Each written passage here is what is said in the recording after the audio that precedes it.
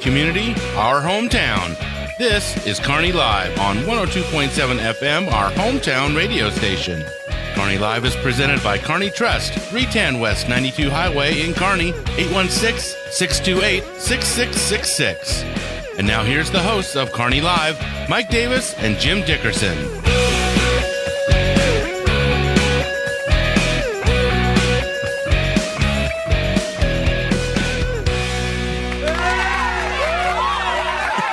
Yeah, there it is. The live studio audience, they're here. They're back. And are we ever glad to see them? Welcome to the show.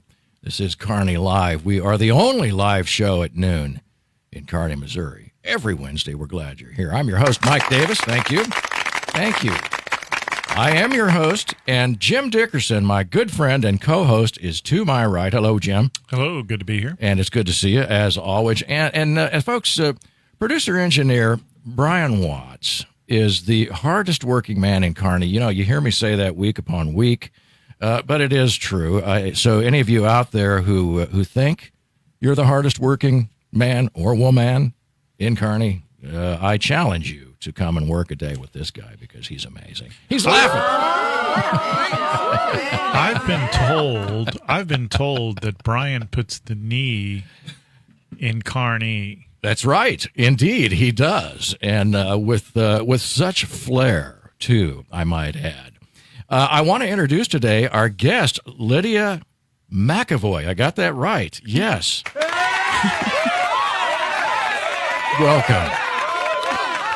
Good to see you. Lydia is a conservative candidate for commissioner here in Clay County. We're going to visit with her in just a minute, but Jim has a couple of announcements, and I should say, I'll just go ahead and say they're promos, but it's stuff you're going to be interested in. So, Jim, I'm going to hand it over to you. Well, of course you're going to be interested in. Don't forget, everybody, that it is homecoming week here in Kearney. So if you are planning to go to the game on Friday, there's a couple of things with that we've been asked to share. Number one, the Kearney Chamber of Commerce has asked that you go to their Facebook page and look at all the things, and I think the school district has it too, but all the things they're doing this week in conjunction with the Kearney Bulldog homecoming. They've had to change quite a few things because of the virus, and they're having every day has a theme, and yesterday was Cowboy Day, and I think today is Colorado Day, and I'm not quite sure what Colorado has to do with Kearney, but I'm sure somebody will tell me. Well,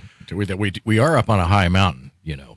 Remember when Mayor Bill used to say that we were broadcasting from high above the Alps. Yep. Yes. High in the Alps, but looking down in the wonderful town, the little mountain village of Kearney, Missouri. Yes, it's wonderful. I'm going to lay odds that had nothing to do with why Colorado is today's theme. But it's a good guess, though. I'm sure somebody will tell me. Well, what is tomorrow's? Do you know, Brian? Thursday. No, Thursday. No, tomorrow is Thursday, Mike, and tomorrow. Every day is a Saturday to me. You know. I don't know. I'm sure somebody over at the chamber will tweet it to us or send us. Well, what's cool is that Brian had the production value to really take what I would call an educated guess as to what Colorado Day meant. Well, the whole idea of this is to start in Kearney, culminate around the United States, and come back to Kearney. So we had Hawaii, we had Texas, which was yesterday, Cowboy Day. Well, that explains it. And Colorado Day is sweats. You can wear your sweats today. I don't know what tomorrow is, and Friday is. That just means you weren't going to work. You Colorado Day. And, I thought it meant something else, but I'm not going to go into that. Right. No. But so I am wearing sweats. You just can't see them. I'm just sweating. Well, Brian's usually the one who sweats. Right, so anyway, he's got this. We've derailed this thing. Go to the. How would that be unusual from any other Wednesday? We just did it quicker today. Right. Go to the chamber Facebook page, or go to the school district, and you see what it is. Friday, the homecoming game. We are going to carry that game here on 102.7 FM. Pregame starts at 6:40, and don't forget to join us tomorrow at noon for the Coach Gray Show. Oh, yeah. As always, Coach Gray will be in here. We'll talk about what's going on coming up, and we'll talk about what happened last week. And just keep in mind, for those of you who are interested in going to the game on Friday, they're still doing the restrictions, so you have to have 2 tickets that are given to you, and they have to be given to you by a participant, which I believe includes the band and the Golden Girls and all that. Right. So you can't just go. But what you can do is listen to the game on 102.7 FM. You bet. Or go to 1027carneymo.com. You can go to the MyTuner radio app, and you can listen to it all over the world, which we know there are a few people who do. Remember last game we had people listening in Korea. It's who knows who it might have been, but Well, I know exactly who it was, but it was a whole flight crew. Oh, So I remember. yes. Now I know. Yep. So yeah. Anyway, so join us tomorrow at noon, and then join us Friday for the game. And good luck to the Kearney Bulldogs. You bet. All right, let's get this thing kicked off. Lydia, welcome to the show. Thank you. It is so good to have you here. Now, you have been a Northland resident for your entire life? We moved to Kansas City when I was 8. So, All right, that's enough. Which was right? a while ago. Right, indeed.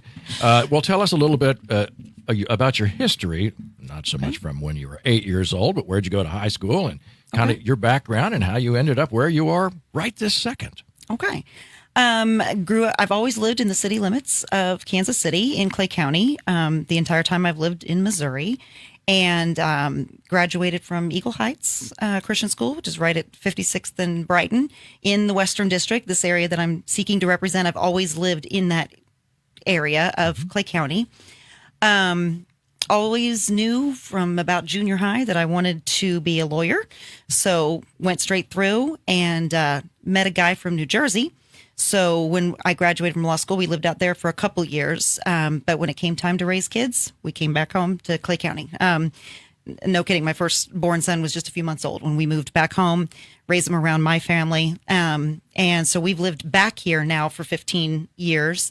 Always kind of wanted to get involved in politics, but then realized that state rep was not for me. Plus, I lived in an area where I respected the state rep, didn't want to do that. So ran for collector. I think it was a joke on the part of the party originally, because they're like, nobody can beat Sandra.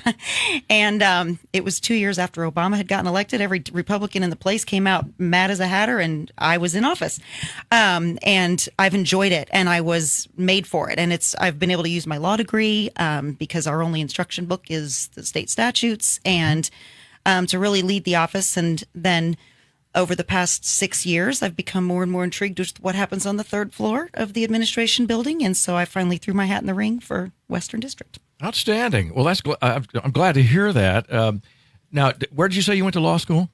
I didn't say. Okay. Ohio Northern University. Okay, I was great. born in Ohio, and Ohio Northern University is like 20 miles from where I was born. So I was able to be with family there. Okay. Well, I think that's great, though, to have that law background. But as the collector, you're the person who people have to, unfortunately, write those large checks Yes. at the end of the year. Now, as Clay County, they still do that, right? It's at the end of the year, generally, when you get your notification, and here's what you owe for personal property tax and so forth, right? Yes, every county in Missouri, taxes are due December 31st. Yes, interesting. The only reason I ask is I live in Platte County, as many people know, but when I lived in Arkansas, now they would let you pay throughout the year, which I thought was pretty interesting. So I do that too. You could kind of, just because you can budget. Some of us can't. No. I allow taxpayers to prepay their taxes. It's something I came up with my first year in office. Well, that's interesting to me, because I think that's getting a great big tax bill in December at Christmas time, not a nice present. I don't like it.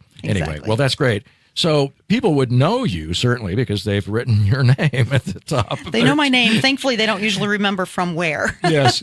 So, well, that's interesting, though. And it's neat that you've been around the county, and so you know some of the people, and you kind of know what's going on. And obviously, you know what's been going on with the existing Clay County Commission. And we certainly, as we own a business here in Clay County, are very interested in seeing that mess cleaned up. So I'm glad to see that you're here and that your hat indeed is in the ring. What are some of the things that you look at? I know we could send people to your website, which is lydiamcavoy.com, right? Yes, sir. And there are a couple of blogs on here that talk about bringing back a spirit of service. And certainly people could go and read that, but I'd like to hear your point of view on what that spirit of service is all about. Well, and it's the same thing that I really brought to the collector's office, and that is, and I think this is my conservative background speaking as well. I believe that government exists to serve the people, not the other way around. And especially collecting tax bills over the past 10 years, I believe a tax bill is a sacred promise. You are taking money from people and you are promising them something in return that they can't do themselves. And if you don't give it to them, then you just took their money. So, I believe that in our Clay County Commission, we should get back to allowing people to participate in the process, listening to their opinion, making it easier for them to express that opinion, and just being more responsive in general. People may not always agree with votes that are taken, but I think right now they feel like their voice isn't even heard. And you mean specific to Clay County? Specific to Clay County. Okay, well, okay. Probably nationally as All well. right, I would agree. Yeah. Clay County's all I can fix. So Right. there's that. But so collecting taxes, I catch a ton of yelling at me. Why wouldn't you? Yeah, and it's something undeserved, right? I didn't create the problem, but I take it. You can always find me and eventually yell at me, and that is your sacred right as a taxpayer because I'm your elected official. And like I said, you may not agree. You may still have to pay the bill, but you have a right to redress your government. And so that is the number one thing that I want to bring back as a commissioner is by the time we take a vote in a commission meeting, it's going to be a foregone conclusion because everybody's going to have been able to email, call, talk to us in person, visit with us about it, and it's going to be out there why we're doing what we're doing. So I have two questions.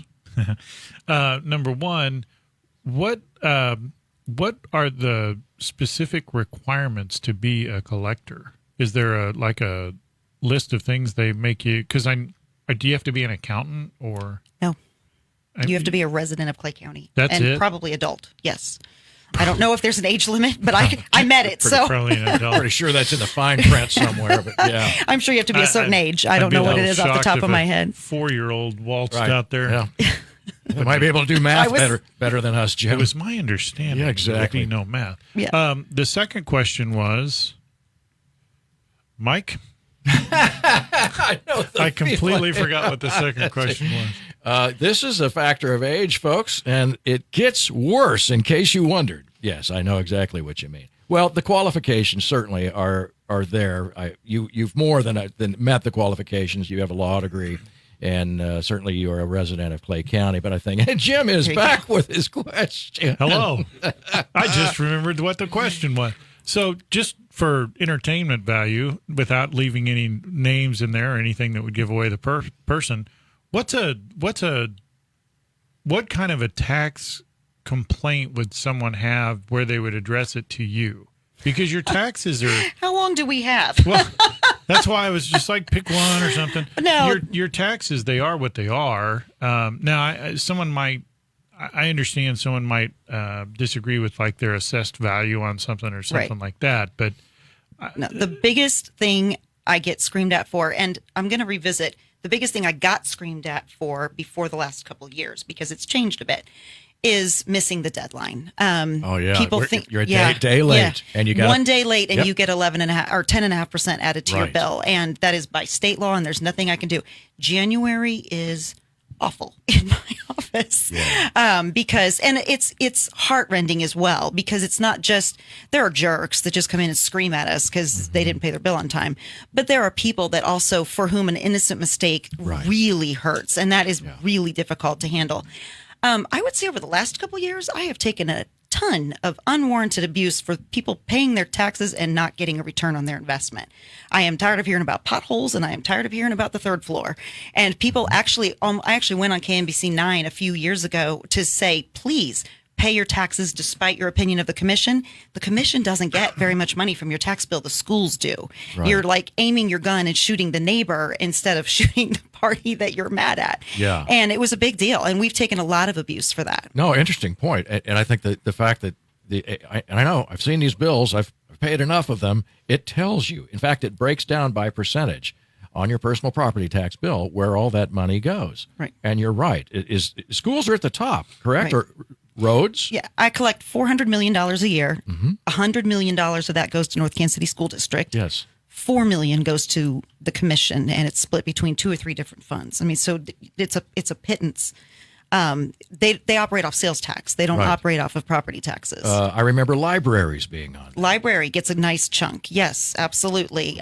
Your city. Yes. We now collect for all the cities in Clay County. That was something that I added. Kearney was my first. How about that? Yeah, Jim Eldridge approached me right after I took office, and we shook hands and made it happen by the end of my first year. Good for Jim. Yeah, it was good. It was excellent.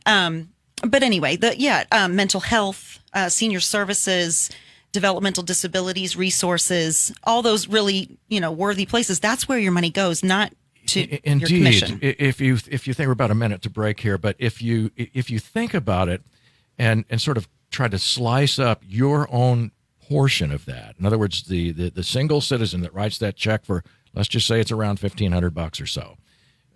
You must drive some nice cars. Mine's not that high. I'm just using it because it's an easy number. But I'm just saying, Have you ever seen a Porsche? Please. Try to, yeah, right. There's one out in the lot. Right, Jim.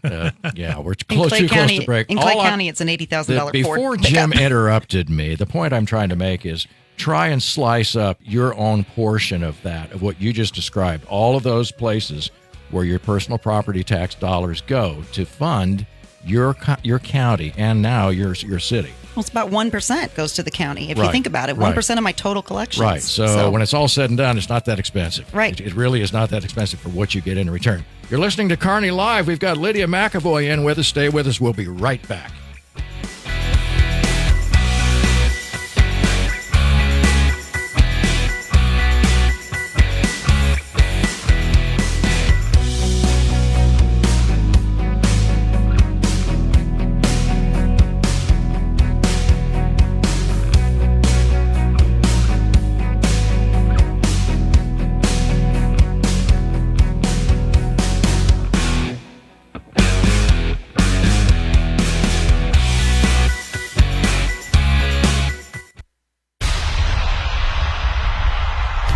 Say thank you to these local underwriters who support KPGZ.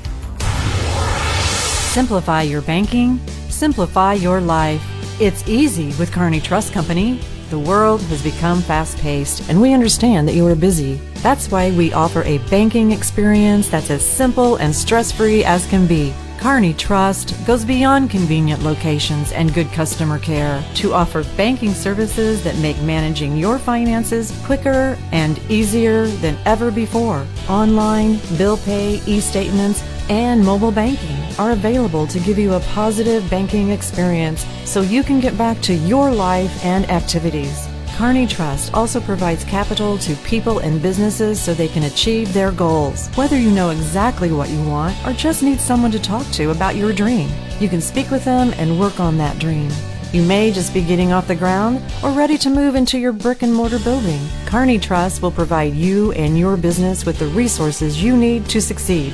Kearney Trust Company is your partner for success with 2 convenient locations in Kearney at 310 West 92 Highway and 701 Watson Drive in Price Chopper. The phone is 816-628-6666. Kearney Trust Company. Banking you can trust.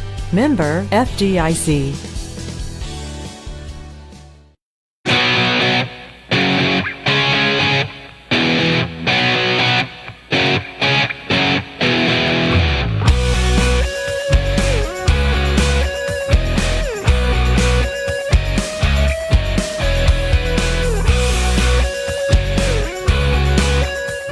And we're back on Kearney Live. We've got Lydia McEvoy. She's a candidate for Western Commissioner here in Clay County, and you live in the Western District, correct? Yes, sir. You've been here for nearly all of your life since you were 8 years old. You were Yes. So that would have been when you were in what, 3rd grade or so, 4th grade, right? Yep. Right. Yep. Yeah, kinda 4th grade remember. was the first grade at Eagle Heights. Wow, Yeah, how about that? Amazing. And when we left, we were talking about how some of the different places where your tax money goes in a county because you are the collector. Ooh, the collector. Wow. That sounds awful, really, when you think about it. Just imagine if you had to go door to door and collect. They used to, yeah. Oh, used to be done by right? the sheriff. Yeah, well, and maybe you needed a sheriff along with you. Yeah, certainly. Well, we don't nowadays. There are so many things that people are paying taxes for. I overheard you and Jim talking about many of the taxes people are paying now on a national level, on a local level. And Jim, I'm going to let you jump into that one because I think that's an interesting question. How many more taxes can we possibly pay? Well, the question becomes, because and I'm going to try and summarize this for Mike because Mike yells at me for going on too long. So does Brian. Everybody does. Anyway, so I tell you something. We get to a point where you can only be taxed so much. You know, every time, and then when we go out and we try to pass a bond or something, hey, half cent for this, penny for that, there becomes a part that you can't tax anymore. At the same time, we've gotten into this thing, and I've talked about it before, where people think the government should be all things for all people and should fund every little pet project that's out there. And you've got to shave some of those off because there are things in every budget, city, county, and even federal government. There's some stuff in there that if you really looked at a line item, you'd be a little not happy with what you're funding. At what point do we start to really take an in-depth look at that and say, hey, we're going to have to cut back on this because we need to fund our infrastructure, our police, our fire, our roads, all that stuff? Well, I have a couple points. Hopefully I remember them all. First thing is this. What would you let somebody steal $5 out of your purse for without yelling at them? Well, I don't carry a purse. Well, so or out of your wallet, right? Okay. Take $5 from you without your consent. Well, if they told you later, well, that's so that when you call 911, someone will answer, you probably forgive them, right? But there are certain things that they use that for that you don't forgive them for. So that's, you know, it's a little bit more polite than that. But the point is that's really where you need to start from. You are taking this money from people forcibly. So it is in exchange for a promise for services. But let me talk about Clay County and having enough money. First of all, we are excessively taxed in Clay County. I lived in New Jersey for a few years. Everybody hears about the sky-high taxes. You'd be surprised. The only reason they're not so high here is you can get a $100,000 house, and you can't get a $100,000 house in New Jersey. But our total tax burden between sales tax, as high as it is, almost 10% in some places, personal property taxes, and real estate taxes, is a pretty high burden, especially for a Midwestern city. But we also are a very blessed county. We had enough money 5 or 6 years ago, and we've exploded the budget over the last 5 or 6 years on all kinds of things that can easily be scaled back. We have enough money to do not only a lot of required services, all the required services for the people of Clay County, but we do have enough money to think about optional things. We have a great park system. We have, you know, things like that where we could, if the people agreed that it was a good use of their money, we have even enough money to do some more optional things. But we have plenty of money to fund the offices. It just needs to be directed that way. Yeah, and I think one of the things I noticed as I'm reading through on your webpage here, LydiaMcEvoy.com, by the way, in case anybody wonders, is where you talk about getting the, and I have to find it here, but you talk specifically about getting folks more involved in going to these commission meetings, right, being there to actually hear, and be a part of the decision-making process whereby many of these taxes are invented. I mean, just for lack of a better word. Yeah, I think, okay, so for example, Clay County is a tourist destination, and tourism is a huge part of our, the reason why it's a great place to live, work, and play. So it isn't necessarily immoral to spend some tax money, I understand libertarians might disagree, but on parks and other, you know, things that really make Clay County amazing. But you cannot do that and not let people give you their opinion. You have taken that money from them. So once you get past funding the sheriff and essential services and building roads, people have to have buy-in on that additional money, including the option to say, I'd like to stop paying it. And, you know, right, and, you know, you have to have buy-in and participation in those things that are then secondary that you could use that money for.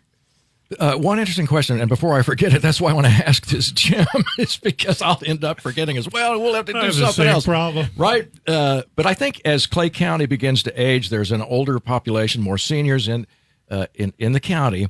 And I think you often hear, and this may just be a stereotype, I'll try not to do that, but listen, if they don't have kids in the school district, they're reluctant, and I'll bet you've heard it from folks, let's just say at retirement age or older, that are saying, well, I don't have kids in the school district. Why do I have to pay for this? Again, two sides to that coin. Right. So my parents have raised 3 daughters. They're all married, all have children, tons of grandchildren. They've never paid never used a dime of money from the public school system, and my kids are in Christian school as well, and I still pay my taxes willingly because an educated populace is good for us all. I would like the person that serves me at various places to have a reasonable education. And see, I did forget the second point where I was going with that. Welcome to my world, 24/7. Here I come to save the day. So, okay, I'll bail you out. Okay. Because I have a question. So, go. Really? Sound like Joe This is Biden the there for a bailout. second. Okay, so you're welcome. Now I forgot what I was going to say. Oh, no. I agree with you 100%. I don't have kids in the school district. I've never called the police that I recall. I've never called the fire department, although there were a couple times where it got close, but that's neither here nor there. But I still pay those taxes because I want those people there. I want that. What I do have a problem with, and I know because it came across and some people are already asking about it, in Clay County, we had that $57 million thing, if I recall. Was that the right amount? I don't know if that's the exact number. It's around 50. 59, 57, somewhere in there. A lot. If we are in as good of shape as you say we are, then why? And I know you weren't involved in this, so I want to make that clear. I'm not accusing. I'm just asking, from a citizen standpoint, it sounds to me like the county's in good shape. Why would we need 50 whatever million? Let's call it 52 and be on the low end, but let's call it 50. Why would we need that? We don't. And so we should have lived within our means. And that's what I think a lot of the people who live in Clay County are saying, and we're saying at the time. You talk about things being forcibly taken from you or, kind of thrust upon you, and you had no say in that. That made no sense to me now, and I've never heard somebody, and we've asked Gene or Luann to come on to the show. That would be a big negative for them showing up to explain some of this stuff, but I've never heard why we needed that. Well, and I'm really glad you bring this up because I mentioned that as the collector, I spend a lot of time in the southern half, which is really the western district of Clay County, at the annex. And that building is falling down. It desperately needs all kinds of things, and I've been pushing for that. But there is no reason why we are building some Taj Mahal at the corner of Brighton and 152, where most of the population I serve down at the annex don't know where 152 is, and I am not joking. They actually are just like, why would I go there?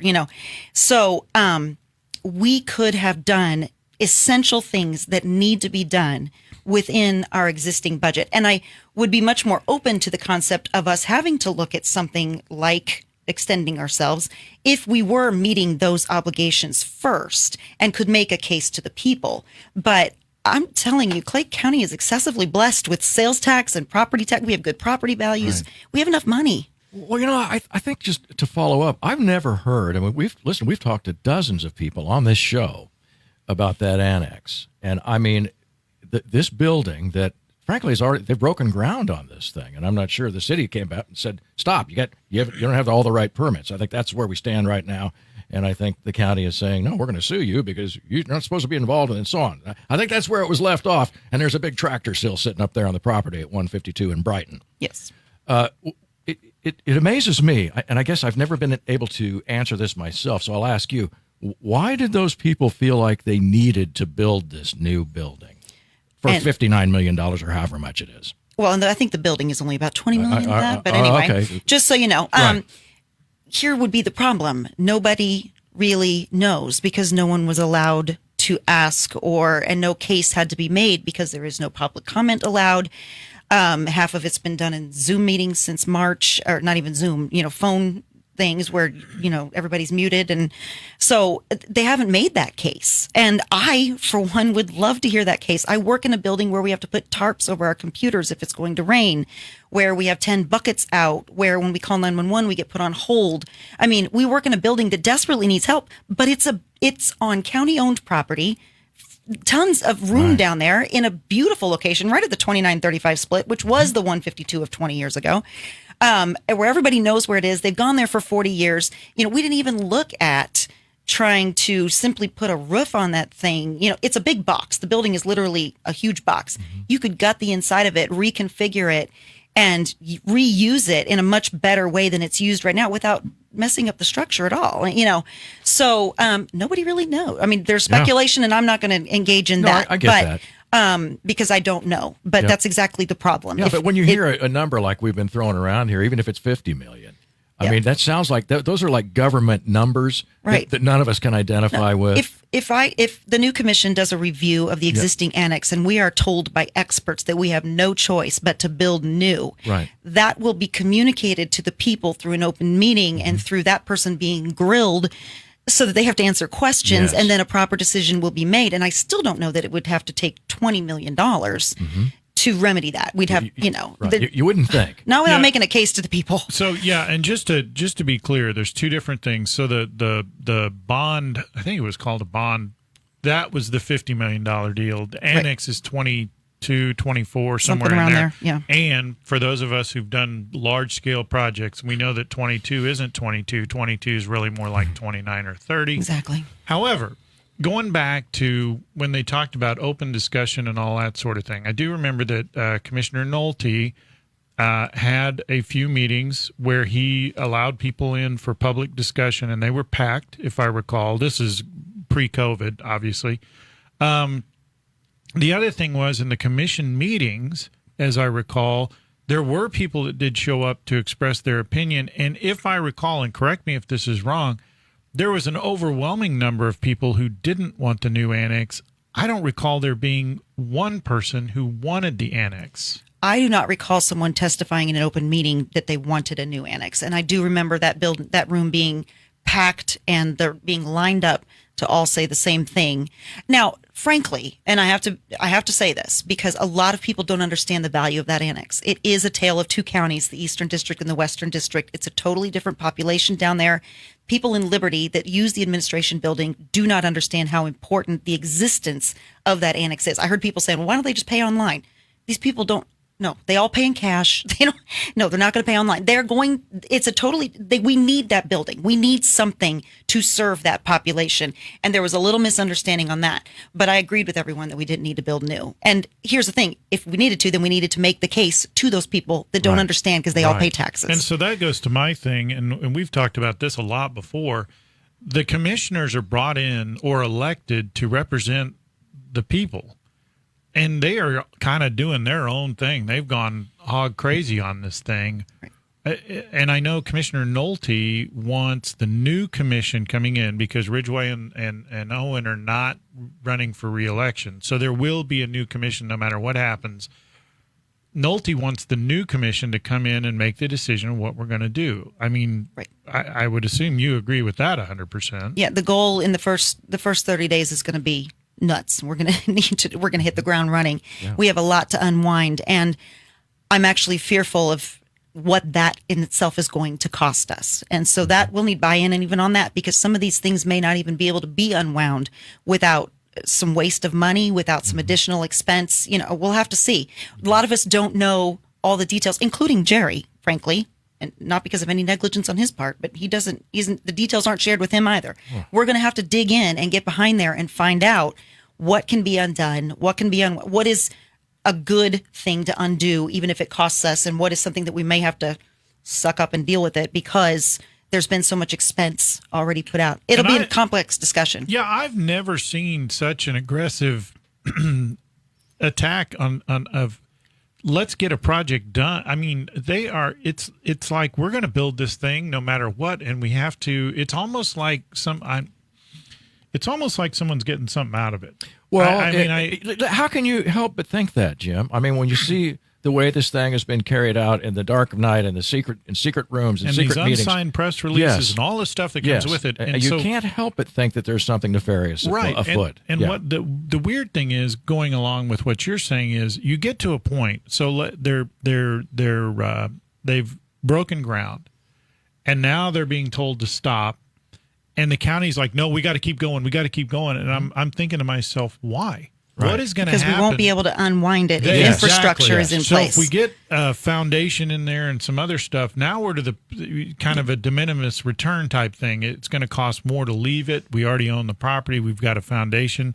it would be tough to sell. I'd be half tempted to say, okay, build the building and then turn around and sell it. Oh boy, Well, yeah. and it's interesting. So I've been caught in an interesting position because they're going to move the collector and assessor to those buildings. So they've asked our opinion. And the only thing worse than wasting $20 million on an unneeded Taj Mahal would be wasting $20 million on a building that we then cannot use. Right. So I've participated in the discussions of what my needs are for my office. They actually got to the point of asking me to pick out furniture. Oh my! And I goodness. I was like, I'm going to need to see the space Yeah, first. I mean, yeah. and are we reusing our furniture? Is somebody moving into our spot? What's going to be done with this building we're sitting in? And that was my next question. Yeah, What and they didn't answer that question. And of course, I was speaking to the engineers on the project, and I don't mean to disparage them. They are probably just hired Doing trying their to job. do their job, Yep. right? But nobody answered that question for me, and I was just like, we'll move our old stuff in if this is going to be gutted. But if this can be reused by someone, it makes more sense to go ahead and get furniture. But I mean, I was like, why are we to the furniture all right. point? I mean, I think we could listen. I have one follow-up Yeah. question because I know this came up too, and I don't know the answer to this because this is an interesting one. So we've got the debate. Do we have time for this, or do we need to go to a break? So we've got the debate going on between the county and the city over who can do what, and we're going to stop. No, we're not. We're going to keep going. But here's my bigger question. The people that are doing the work, the contractors that are doing the work are not government employees, and they're kind of stuck in the middle because I would think you run a risk of, let's say you have a license through the city of Kansas City, but you're doing this work for Clay County. But let's be honest, this isn't going to be their only project in the next several years. As a contractor, I'd be like, hold the phone for just a second here. I don't want to lose all my licenses and the ability to do work and other. I mean, Especially seeing the writing on the wall and knowing there are going to be 2 new commissioners. Right. It makes no sense to me either. And if this whole thing could come to a halt. Yeah, that's a big. Yeah. Well, but you could lose future contracts too because if you don't have a license and they're like, oh, you're the company that was up there in Clay County. Exactly right. I wouldn't buy that fight. I don't know why Nope, they do. I think that's smart. We are talking today with Lydia McEvoy, and you are a conservative candidate for commissioner here in Clay County, and you're listening to Kearney Live. Stay with us. We'll be right back.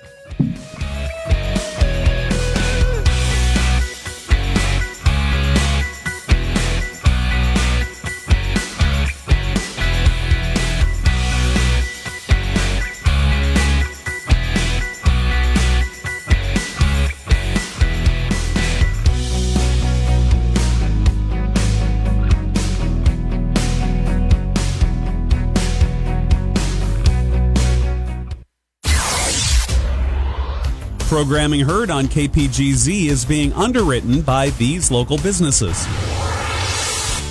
Simplify your banking, simplify your life. It's easy with Kearney Trust Company.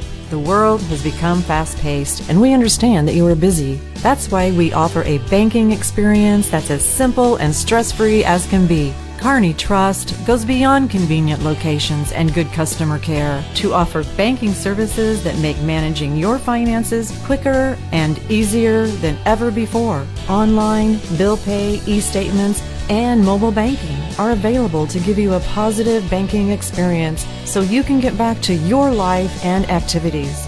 Kearney Trust also provides capital to people and businesses so they can achieve their goals. Whether you know exactly what you want or just need someone to talk to about your dream, you can speak with them and work on that dream. You may just be getting off the ground or ready to move into your brick and mortar building. Kearney Trust will provide you and your business with the resources you need to succeed. Kearney Trust Company is your partner for success with 2 convenient locations in Kearney at 310 West 92 Highway and 701 Watson Drive in Price Chopper. The phone is 816-628-6666. Kearney Trust Company. Banking you can trust. Member FDIC.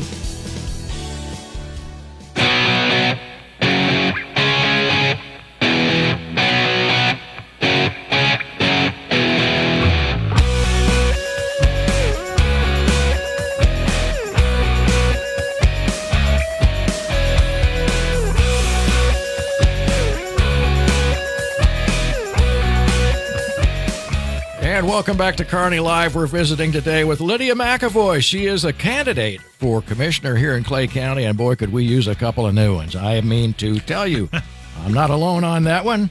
I can take that one to the bank, I'm sure. Lydia, welcome back. We're glad you're with us today. I did want to mention actually a question that I had as it relates to restoring the proper hierarchy of county government. You talk about the people that have been elected to make the decisions that the electorate has empowered them to make, and we find out that oftentimes that some of those duties are passed down to administrative types. And we actually have administrative types within the county who are making what I would call decisions on the basis of, frankly, they've just been hired. They haven't been elected by these people. And I think what we'd like to see is a shift back of that responsibility. The elected officials do elected official things, and you don't blow it off and pass it down to somebody else. Right. The commission is elected to set policy, and they should answer for that. And what's happened is they've abdicated their authority, and daily policy decisions about how to deploy resources are made by administrative people. And so, not that they wouldn't be capable, but they just haven't been elected. Exactly. Right. Exactly. And so if there's any disagreement with it, there's no redress. And that's what's the problem.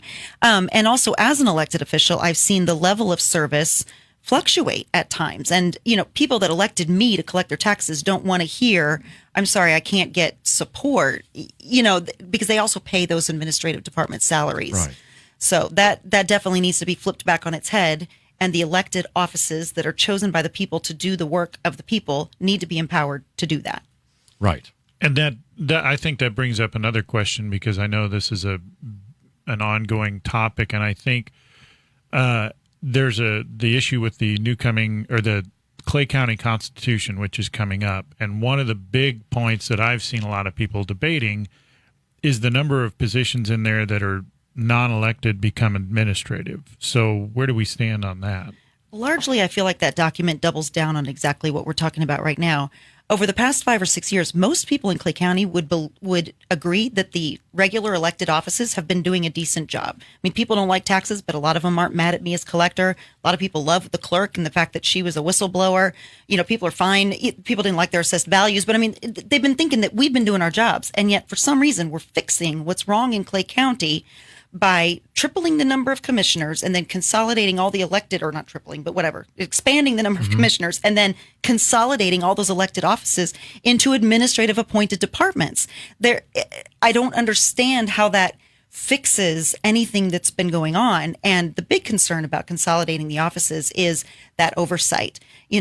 I understand we all do different functions and some of them are ministerial, but you don't want the same person that writes the check being the one that bought the thing in the first place and the one that negotiated the price and the one that audits the books. You want those things separate for a good reason. Even if they're all easy tasks, you still want them separate, and they won't be separate. And I cannot imagine what this commission would have gotten away with over the last 5 or 6 years if we were all consolidated in appointed departments. Yeah, I'm a little confused on this thing, honestly, now that it's kind of, we've had time to read it and digest it and all that sort of thing. So you're talking about the Constitution. Yeah, I think one thing, and correct me if I'm wrong, one thing that everybody agrees on, we got two things maybe.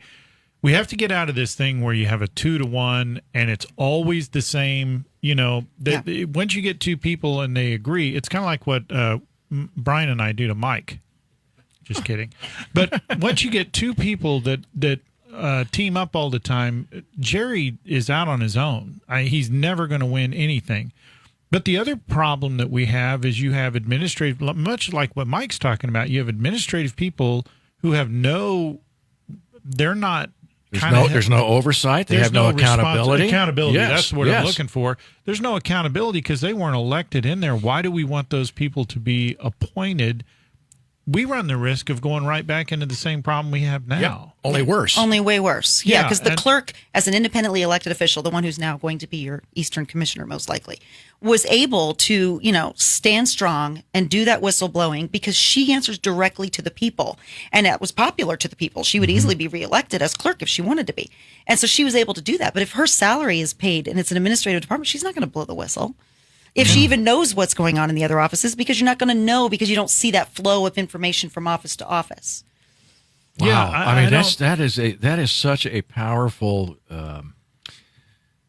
It's an aspect of this Constitution. I almost hate to call it that because it doesn't sound constitutional. Yeah. Well, I mean, it makes me want to say, whoa. Well, and if I can, let me quickly say that's the one aspect of the document they left out of the ballot language. Okay. The ballot language does not tell people they are voting to abolish 5 elected offices. It tells them everything else that is, a lot of it is decent in the document. It does not mention that, and I think that's on purpose. Oh, mercy. So, well, then this would be our moment and your moment, certainly. and if you're elected Western Commissioner, then you will have a say at some point, right? I mean, this thing's going to be on the ballot. We recognize that, but you can at least help educate the citizens of Clay County to say, hey, there's this one important aspect that we've just been discussing here for the last 5 or 10 minutes. Yeah, the sad part is the vote for the Constitution is the same day as the vote for the positions we're talking about. See? So you're limited on. So we spread the word, folks. This is not necessarily a good thing. Well, and I think that's another argument that I've made is, again, charter is not a bad idea for Clay County. The discussion is not invalid, but why did we rush it through by the November ballot when we are bringing in 2 new commissioners? We're turning over a new leaf. Yes. Let's turn it over and then work together. Exactly, and thank you, Jim, for bringing that to my attention because I think that's exactly right. If we could start fresh with at least 2 new commissioners. I mean, look, we love Jerry, and I think he's doing the best he can. Under the circumstances. Would I like to see 5 commissioners just because I think it'd be reasonable? Right. Yeah, sure. But if this Constitution that's going to be on the ballot November the 3rd, if it doesn't pass, then they got to start all over again, right? This committee, or how's that work? Oh, yeah, it would have. If it doesn't pass, it's just start all over again. But if it does pass, Jean and Luann still have 60 days in office. Under that new document. Did you hear that long silence there? That's just I would like to ask just a sickening to feeling. Please repeat what you just said. Yeah. I think that may be the reason why it's being pushed through for November 3rd. I don't know, obviously, but the existing commission would still be in power for almost 60 days after it passed. And that would be 60 more days of dealing with this annex problem, too. Dealing with whatever. What I'm concerned about is then in a charter form of government, whether or not we would have the same ability to unwind things and how that would look, right? Because we're operating under a totally different form of government. So I think the way it was sold to the people, and the people understood it, is the one thing they wanted to get out of was this 3-to-1. Or 2-to-1. Yes. 2-to-1. Yes, right. Absolutely. Yep. The feeling I get now after looking at it and then looking at the comments of what everybody's saying is, we went past that. Yep. We did this over here, and we've actually, kind of what you said, it looks to me on the surface like we took something that was bad, and now we're going to make it worse. Yeah, 5 commissioners and the power of recall would have passed almost unanimously in Clay County, and the ability to have further conversations. Because once you become a charter county, you can tweak that charter. Those things are unanimous amongst the people of Clay County. But abolishing elected offices for appointed offices was almost unanimously no. People did not want to eliminate because they've seen what those elected officials. We haven't been the problem for the last several years. Right. Not always perfect, but I mean, the thing. The things when like Commissioner Nolte comes in here and talks about what the problem is. The problem. Putting Jean and Luann off to the side, the real problem on top of that has been the appointed people. Because they're just kind of running their own show, and they have no, as you say, accountability whatsoever. Yeah, the state statutes that say that the commission shall had never been read in the past, that meant the commission had the authority to give that power away. It was always the commission shall do this. Therefore, that had to stay with the commission. And the way it's been read in the last few years is if it's a duty that the statutes say the commission shall, then they also have the authority to give that power away as long as they appoint the person that does it. And they were never read that way before. The commission retained power over things that the statutes said they should. Wow. And we should return to that. Right, I would think so. Yeah, so much is being revealed here today that I hope you do well in November. Let me just put it that we'll way. See. I think the key issue is as it relates to the Constitution, because that vote is on the same day. Right. People need to understand what they're voting for, because my fear is that people in their mind are thinking, when we voted to do the Constitution, to redo it, the main concept of the main theory was we're going to get out of this 2-to-1 thing. Right. Nah, I just don't know, because let's be honest, there's some other things going on in the world that might, I don't know, distract from this whole Constitution. There's an understatement, Just a right? couple of things, maybe one or two. To get the word out to people, read the Constitution as it's drafted. And if I remember right, is it on our website somewhere? Or we don't, I don't but think it's so. out there. I'm generally responsible for the Yeah. website, and I don't recall putting it up there. So I yeah. failed once again. Well, I don't know I'll about tell you that. what. I'll tell you what. I will make this. We will get it on our website. How's that? Yeah, I'll make that. We'll make it happen. Watch this, Mike. If it's not on the website by, I don't know what I'm going to do, but I'll buy you lunch. But we'll. Another Jimmy John's. No, I want a pretzel bite up at Stables. That'd be But all right, that's too. neither here nor there. We'll get it on our website, but go read the Yes, Constitution it's really important. and make sure you understand what all's in there, because it's not Right. I don't think it's exactly what people thought It's it was going to be. It's not all that in a bag of chips, let me tell you. We've got Lydia McEvoy. She is with us today, and a conservative candidate for commissioner here in Clay County. Lydia, I wanted to give you one opportunity. This is your stump speech time for you to stand up and say, here's a good reason, folks, or several good reasons why you are the most qualified candidate for the position. Well, I thank you very much for the opportunity to be here today. And I want to flip county government back on its head the way it's supposed to be. And that is that your elected officials, the ones you go to the ballot and you have an opportunity to choose their name, do your work and respond to you and follow your priorities. We may not always agree, but you will always be able to find me. You will always be able to tell me your opinion and be heard. And I believe that Jerry and Megan also have those same values. And so I fully anticipate it being a really powerful time to bring back a lot of the things that we've lost over the last few years, and to specifically bring back trust between our elected officials and the people that elected them, so that, we have that rapport and we know that we're doing what the people prefer with their tax dollars. Right. Is there a no on the Constitution Committee out there? There is. Okay. And how can people find out more about that? Oh, Jason Withington would be very mad at me, because Jason Withington. reach out to him, because there's a Facebook page that they keep information on. And I don't remember the name of the Facebook page. That's all right. So, that's all right. I think plenty of folks know Jason, and he's it's some of the pages that he's at, and he's been posting ideas and thoughts about it.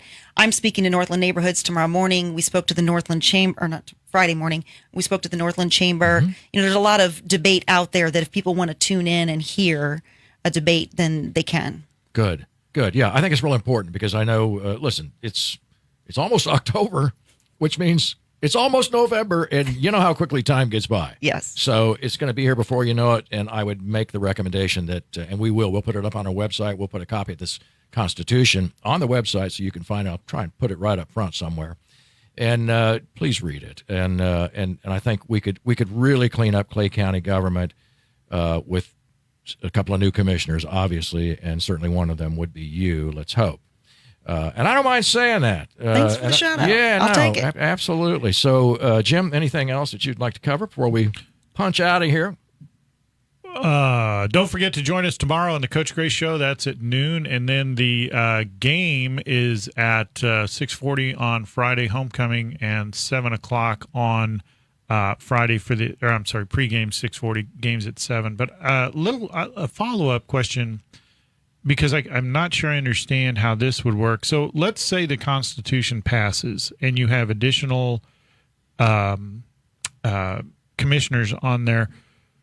What does that do with the election on November 3rd? Because you said that Gene and Luann stay another 60 days, but you also have to add commissioners. How does all that transition work? Thankfully, they put a transition plan in this time. The last charter effort, we would have lost office immediately on Election Day, which would have been a disaster for services. But it's a 2-year transition plan. So the elected officials that are elected at that time would take office on January 1st. And then 2 years from now, which is when Jerry's term is up, when whoever is the collector's term is up, whoever is the clerk, their term is up, then that's when the transition would begin. That's when the new commissioners would be added, and that's when the elected offices would be abolished. Okay, so let's say you win, but Gene and Luann stay, and then Jerry would be there, and then let's say Megan wins. They only stay till January 1st. There's a transition on January 1st. That's when I say 60 days, it's the lame duck period between the election and when we take office. Okay, so that would be there anyway. But there Right. would be,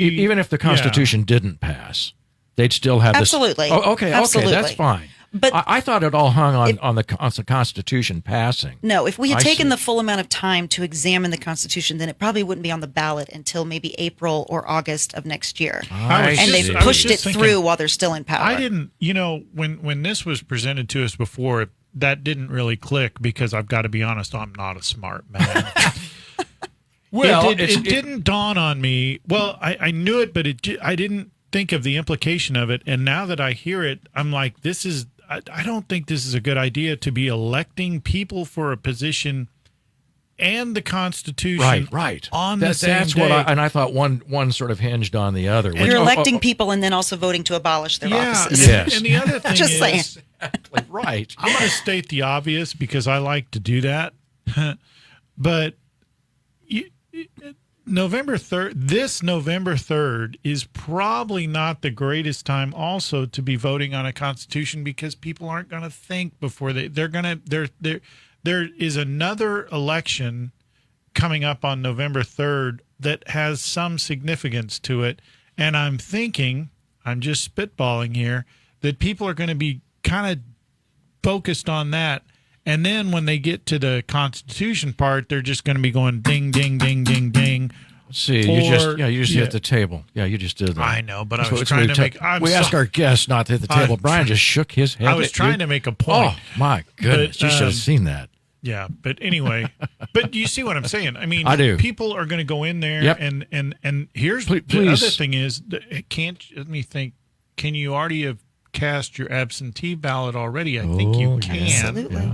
Yeah. So people are doing it, and they're not. All right. quite- Well, don't rush to judgment on this Constitution. I would advise people, please read this thing carefully before you click yes on this one. So, and we'll get it on the website. right. Lydia McEvoy, thank you so much for being with us Thanks today. for having me. Yep, This was come fun. back. Come back sometime. You've been listening to Kearney Live. Jim Dickerson, Mike Davis, and Brian Watts with 102.7 FM. Come back next week. We're going to have, we're going to replay. We've got, what was her name? Dorinda Nicholson. That's right. She was the World War II Pearl Harbor baby. That's right. She wasn't a baby. She was 6 years old, and she experienced the bombing at Pearl Harbor. We had her on a couple of weeks ago. Terrific show. So we're going to do a replay of that because it is your Chamber of Commerce week. So we'll be out just briefly. We'll be back the following week on Kearney Live. Thanks so much for being with us. See you then.